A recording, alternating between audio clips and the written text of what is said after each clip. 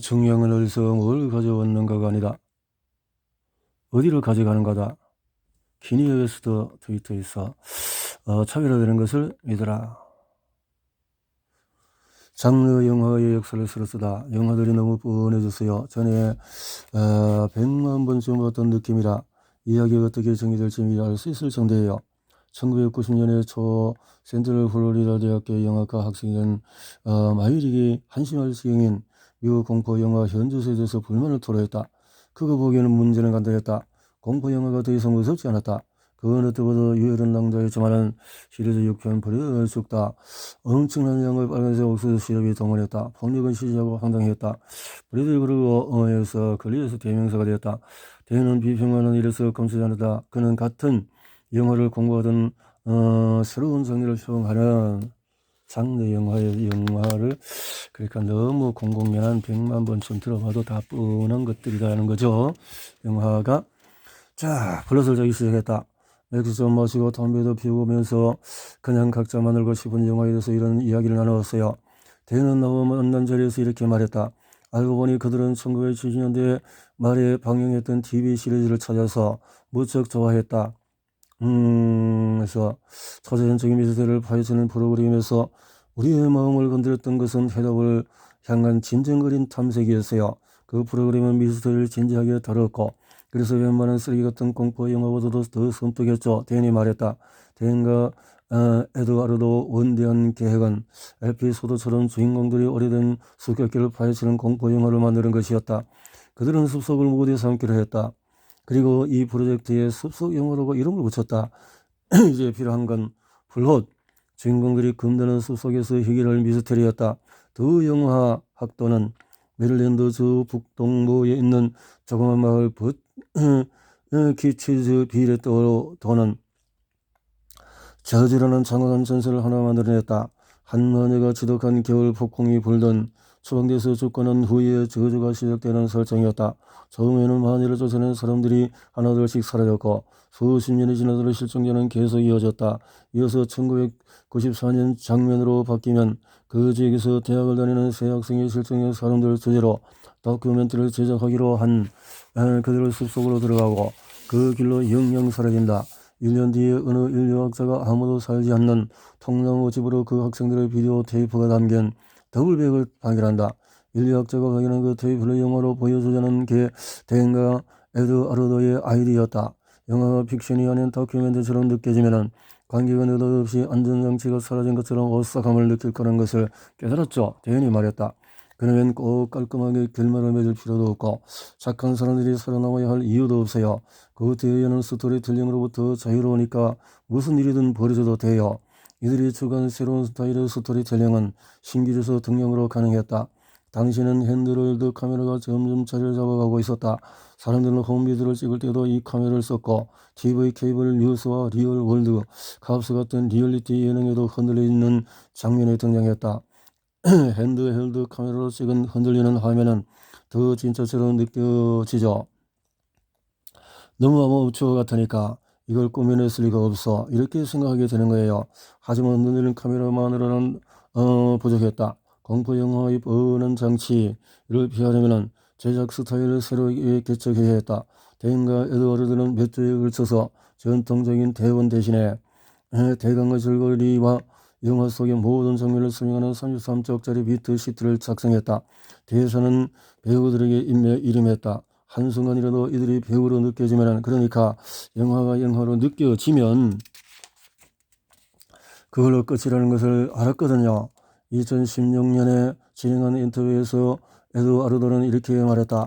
따라서 배우들이 즉흥적으로 임하되 오버하지 않고 창의적으로 연기하는 것은 관건이었죠. 캐스팅에는 거의 1년이 걸렸다. 장소 섭외에 또 한 달이 걸렸다. 이후에는 카메라를 조절하고 또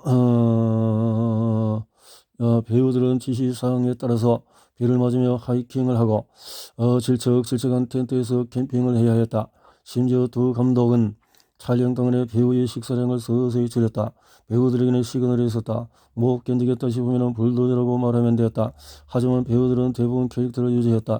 그들은 숲속에서 겁에 질린 아이들을 연기하는 실제로 숲속에서 겁에 질린 아이들이었다.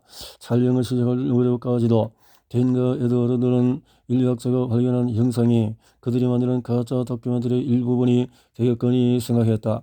우리는 전문가 인터뷰, 저주에 대한 자료, 그 영상에서 발견된 경로 뭐 이런 걸 넣으려고 했어요. 대인은 말했다. 배우들과 찍은 영상은 20분 정도면 모를까? 그 이상 넣는 것은 무리라고 생각했죠. 숲속에서 촬영한 무편집본 영상은 처음에는 좋은 평가를 받지 못했다. 제가 그때까지 극장에서 본 어떤 작품보다도 더 거칠었어요. 영화학교에서 배운 모든 원칙에도 어긋났고요. 대인은 말했다. 카메라가 너무 늘려서 화면을 보고 있기가 힘들 정도였다. 특히 배우들이 밤에 자기들끼리 촬영한 부분은 두서도 없고 대사는 정정 뭉개져서 알아들을 수 없었다. 말 그대로 체계가 전혀 없었다. 사람들이 대본을 쓰는 데는 다 이유가 있죠. 대인이 너들 웃음을 지으며 말했다. 배우들이 카메라를 들고 촬영을 시키지 않는 데에도 이유가 있고요. 하지만 대인과 에드와르도는 이런 의도적인 결함들이 섬뜩한 공포 영화에는 안성맞춤이라고 생각했다. 그들은 이내 인터뷰며 자료를 보여주는 설명적인 영상을 모두 빼고 숲속에서 찍은 것만으로 영화를 만들기로 결심했다. 번드르한 조명을 밝힌 숲속에 귀신을 등장시키는 것보다 이런 접근이 훨씬 무섭더라고요. 아무도 이런 공포 영화는 접한 적이 없잖아요. 관객은 앞으로 누가 살고 누가 죽을지 어떤 또 일이 벌어질지 전혀 알 수가 없죠. 이들은 새로운 장르의 공포 영화를 만들겠다는 욕심으로 마지막 장면을 찍었다. 영화의 오리지널 컷에서 주인공 둘은 사라진 친구를 구하려고 아무도 살지 않는 통나무 집으로 질주한다. 친구의 비명이 들려오는 가운데 둘은 카메라를 켜고 계단으로 달려 내려간다. 내려간 지하에도 악령도 비명을 지르던 친구도 보이지 않는다. 그러다가 한쪽 구석에 누군가 서 있는 게 보인다. 카메라는 바닥으로 떨어지고 마지막 장면은 옆으로 기운다. 무시무시한 살인 장면이 아닌 그 직전의 섬뜩한 순간이 이 영화의 마지막이다. 영화사에서는 이 엔딩을 두고 너무 모호하다고 했다. 대인과 에드와르드는 숲으로 들어가서 몇 장면을 더 촬영했다. 전보다도 더 확실했다. 섬뜩했다. 올가미가 등장하기도 하고 피 묻은 상처가 등장하기도 하고 묻은 상처가 등장하기도 하고 한 학생이 목각 인형에 못 박혀 있는 장면도 새로 찍었다. 전부 끔찍이 싫었어요. 대인은 말했다. 하나같이 진부하게 느껴졌거든요. 영화사 간부들은 그런 식의 불확실한 결말로는 관객을 모으지 못할 것이며 수백만 달러의 적자를 볼 거라고 경고했다. 그러나 젊은 감독들은 모한 처음의 결말을 고집했다. 1999년 7월 14일에 그들은 블리어워치 프로젝트라는 제목으로 숲속 영화를 개봉했다. 영화는 엄청난 인기를 끌었고 전 세계에서 거의 2억 5천만 달러에 달하는 수익을 올렸다. 제작비가 약 2만 5천 달러였으니 수익률이 어마어마했다. 미스터리한 분위기의 마케팅도 주요했다. 저 예산 저 영화에 별 기도 없던 배급사가 TV 광고에 투자하는 것을 꺼렸기 때문에 대인과 에드와르도는 따로 홈페이지를 만들었다. 거기에 영화 속의 저주와 전설을 소개하고 사라진 학생들에 대한 정보를 곁들였다. 현장 사진과 실종자 전단, 그리고 정교한 연표 등도 게시했다. 그 결과로 영화는 도무지 가짜처럼 느껴지지 않았다. 진짜 같은 픽션이 탄생한 것이다. 영화가 개봉하자 배우들의 가족은 관객들에게 정문 카드를 받았다. 이후에 블루워치는 두 편의 후속작과 수많은 아리작을 낳았다. 이후에 블루워치는 두 편의 후속작과 수많은 그리고 우연히 발견된 녹화 테이프라는 설정은 파라노멀 액티비티 시리즈에서 클로버필드까지 공포 장르의 단골 소재가 되었다. 이 스타일의 선풍적인 인기를 얻게 되다니 아이러니하죠. 우리는 돈도 없었고 무서운 영화들이 더 이상 무섭지 않아서 내린 어쩔 수 없는 선택이었는데 말이에요. 우리는 비전문가적인 접근이 이제는 전통이 되었네요. 대인은 말했다. 이것은 성공적인 예술작품의 운명이다. 클리셰가 될 때까지 모방되는 거 말이다. 지금 우리가 사는 세상은 보는 이의 비위를 맞추려고 애쓰는 콘텐츠로 가득하다. 물론 그런 콘텐츠는 우리에게 재미와 오락을 선사하지만 휘발되기 십상이다. 반면에 세상을 뒤흔드는 작품은 법칙을 깨부수고 판을 뒤집는 전독적인 매력을 지닌다. 그런 예술은 X를 예상하도록 흘리는 우리의 Y와 Z를 보여준다. 이런 전략이 위치 프로젝트처럼 혼란스럽고 매력적인 작품을 탄생하게 한다. 이 장애조이란 전독적인 매력이다. 규칙이란 규칙은 죄다 벗어나서 우리의 주의를 자극하고 사고를 발전시키는 어려운 예술이 주는 뜻밖의 효과에 관해 이야기해 보려고 한다. 이런 매력은 처음에는 불편하게 느껴질지 모른다. 프레드의 그루거가 등장하고 예측하는 결말을 맞이하는 좀 더 평범한 이야기가 그리울 수도 있다. 하지만 불편한 감정은 실패의 징조가 아니다. 미스터리한 매력이 효과를 발휘하고 있다는 증거다. 매끄럽지 않음의 매력. 당신은 이 문장을 기억하게 될 것이다. 왜냐고? 그 이유를 파악하기 앞서 심리학자 데니엘 오펜하이머의 연구를 살펴보자. 지금으로부터 10년 전 그는 오하이오주 체스터랜드의 공립고등학교에서 실험을 실시했다. 연구팀은 교사들에게 요청해서 파워포인트나 워크시트처럼 수업 시간에 쓰는 서면 자료를 받았다. 그런 다음에 자료의 서체를 모노타이프 크로시와나 크로믹스 같은 이른바 매끄럽지 않은 서체로 바꿨다. 이런 서체가 매끄럽지 않게 느껴지는 이유는 쓰이는 빈도가 낮기 때문이다. 토미 산스 서체로 출간된 책을 읽는 게 언제 했는지 기억을 더듬어보라. 실험은 어려움 없이 흘러갔다. 연구에 참여한 교사 전원이 같은 반에 속한 두 그룹이 성의 학생들을 가르쳤기 때문에 대조 실험을 진행할 수 있었다. 교사들은 한 그룹의 학생들에게 매끄럽지 않은 서체로 출력한 자료를 다른 그룹의 학생들에게는 헬베티나 엘리엇처럼 훨씬 익숙하고 일반적인 서체로 출력한 자료를 나눠주었다. 학생들은 몇 주 동안 그 자료로 공부한 뒤에 배운 내용을 얼마나 잘 기억하는지 테스트를 받았다. 그 결과 거의 모든 반에서 매끄럽지 않은 서체의 자료로 수업을 들은 그룹이 유의미한 차이로 우선 성적을 거두었다. 코믹산스가 높은 점수로 연결되었다. 삐뚤삐뚤한 서체가 기억력을 향상한 것이었다. 매끄럽지 않은 서체의 이 같은 특징은 여러 영역에 적용할 수 있다. 최근에 뉴욕대학교 심리학자 에드 물터가 오펜하이머와 공자 아래서 실시한 일련의 실험을 살펴보자. 실험에서 울트는 CRT라고 불리는 인지 반응 검사를 동원했다. CRT는 피험자에게 순간적인 짐작만으로는 틀리기 쉬운 까다로운 질문을 던져 그가 얼마나 직감이나 정신적인 지름길에 의존하는지 알아보는 짧은 검사다. CRT의 전형적인 질문을 소개하면 다음과 같다. 기계 5대로 어떤 장치를 5분에 5개씩 만들 수 있다면 100대로 장치 100대를 만드는데 얼만큼의 시간이 걸릴까? 언뜻 생각하면 100분이 걸릴 것 같다. 하지만은 오답이다. 실험 결과 매끄럽지 않은 서체를 사용한 CRT에서는 피험자의 오답률이 훨씬 낮았다. 특히 볼 수 있는 깔끔한 서체를 쓴 CRT에 응한 피험자들은 90%가 문제를 하나 이상 틀렸지만은 매끄럽지 않은 서체로 적힌 문제를 푼 그룹은 35%만이 문제를 하나 이상 틀렸다. 주의 깊게 글자를 읽어내느라고 더 의식적으로 생각하게 된 것이다. 이 실험에 담긴 묘한 함의를 잠깐 생각해보자. 타이포그래피의 1차 목표는 가독성 높이기다. 디지털 시대에는 더욱 그러하다. 예컨대 아마존은 자세히 킨들형 맞춤 서체, 부클리가 눈의 피로를 줄이고 읽는 속도는 높이기 때문에 더 편안한 독서를 유도한다고 홍보한다. 많은 브랜드가 로고 디자인에서 매끄러움의 극대화를 추구한다. 아메리칸 항공사 지프 타깃, 네슬레 도요타는 모두 로고에 헬베티카 서체를 쓴다. 하지만 아이러니컬하게도 실험 결과에 따르면 정보 처리가 수월할수록 관심 유도와 기억 유지에는 불리하다. 쉽게 들어오면 쉽게 빠져나간다는 얘기다. 매끄럽지 않은 것을 생각할 때 생각이 촉진되고 더 많은 걸 배우게 되는 이유는 뭘까? 먼저 최소한으로 생각하며 에너지 소모를 최대한 줄이려 하는 전성적으로 게으른 인간의 뇌로부터 들여다보자. 내가 하루에 의식을 유지하는 데는 필요한 일량은 약 300칼로리밖에 되지 않는다. 이는 겨우 초코바 한 개 분량이다. 효율을 추구하는 우리의 뇌는 어떤 가능성을 엉터리로 짐작할 때나 타인을 즉각적으로 판단할 때 정신적인 지름길에 의존하고 한다. 하지만 지름길을 택하는 건 사실상 생각의 속도를 높이는 게 아니다. 생각의 단계를 건너뛰는 것이다.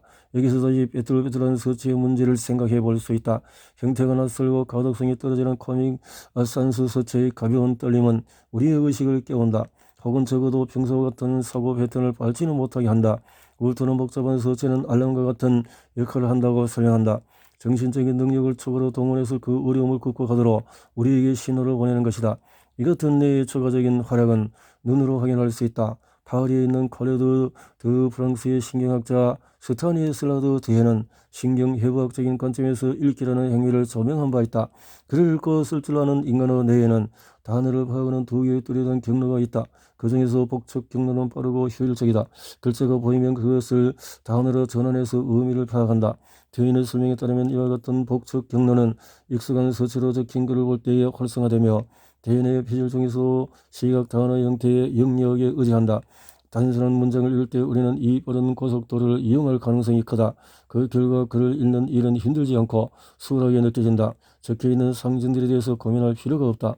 하지만 이해가 어려운 단어나 낯선 서체 때문에 문장에 주의를 기울여야 할 때는 두 번째 경로인 배측 경로가 동원된다. 실험에서 드에는 글자의 방향을 거꾸로 하거나 엉뚱한 데 심포와 세미콜론을 찍는 등 다양한 방식으로 비험자들의 배측 경로를 활성화시켰다. 기존의 과학자들은 그런 능숙하게 읽을 줄 알게 되면은 배측 경로는 더 이상 활성화되지 않는다고 생각했지만은 드인의 연구 결과에 따르면 매끄럽지 않고 낯선 글을 대할 때 우리가 글을 읽는 방식은 달라지는 것으로 밝혀졌다.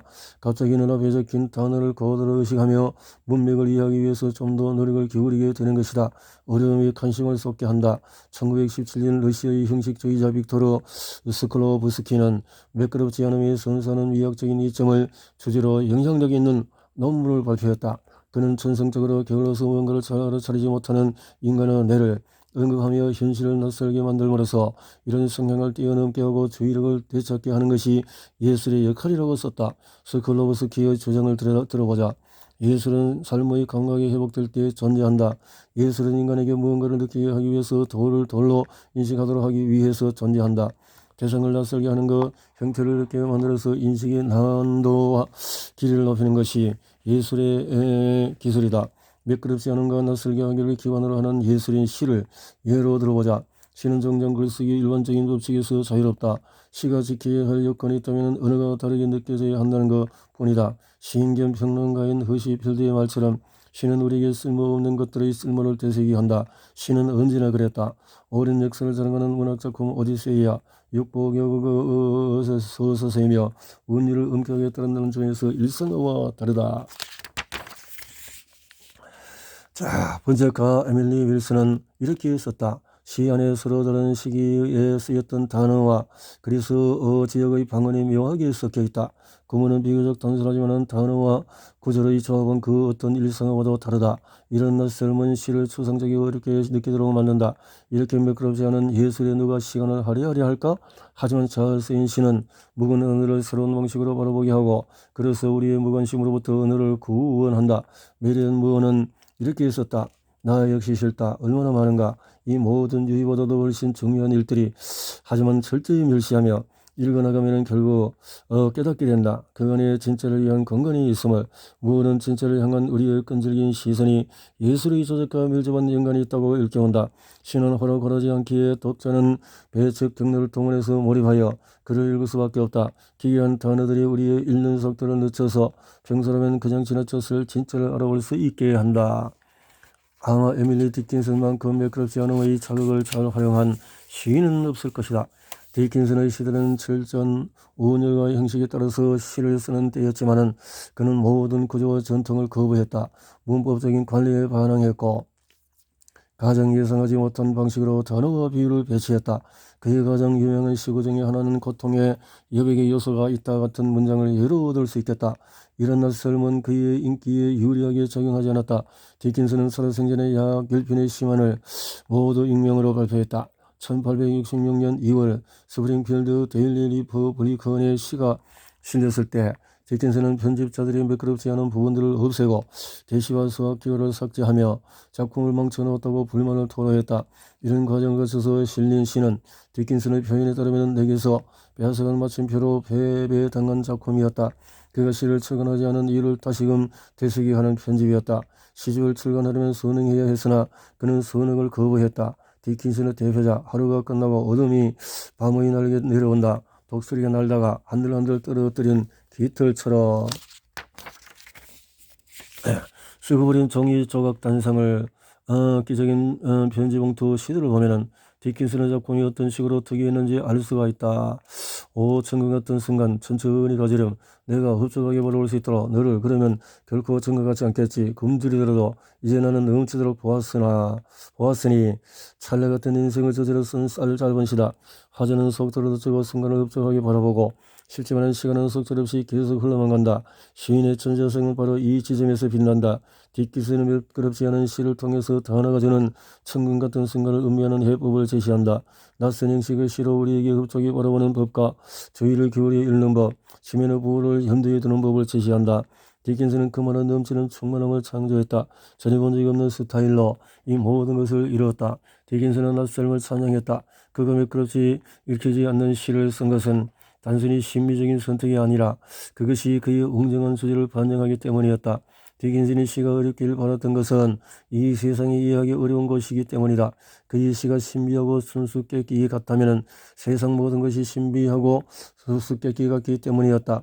적어도 우리가 제대로 바라보았을 때 말이다. 우리는 삶의 수수께끼들을 무시하고 살아가게 되지만 시인은 우리가 그것들을 돌아보기를 원했다. 가장 많은 찬양을 받은 시에서 디킨슨은 이렇게 말했다.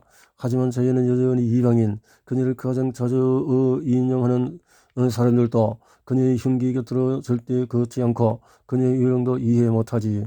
디킨슨의 시들을 잘못하고 난 작가라고 말하는 이들도 있다. 그는 남북 전쟁 동안에 모더니즘 시를 쓰며 이후에 50년 동안 굳건하게 유지될 시적인 전통을 깬 시인이었다. 우리는 여전히 디킨슨의 편지 봉투와 초콜릿 포장지와 공책에 드문드문 적어놓은 구절을 번역하고 이해하기 위해서 일심을 부리고 있다. 디킨슨이 자연의 미스터리를 두고 했던 말은 그의 작품에도 그대로 적용이 된다. 그녀를 아는 자들에게 그녀는 가까이 다가갈수록 알 수 없는 존재. 굿나잇 노바디. 굿나잇 노바디.